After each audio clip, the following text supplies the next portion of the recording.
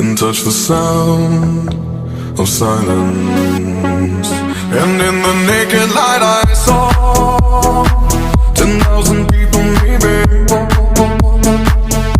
people talking without speaking, people hearing without listening, people writing songs that voices never share, and no one dared disturb the sound of silence. Fool said, you do not know.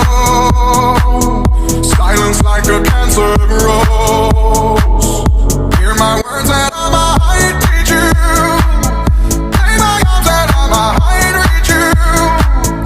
But my words, like silent raindrops, fell and echoed in the wells of silence.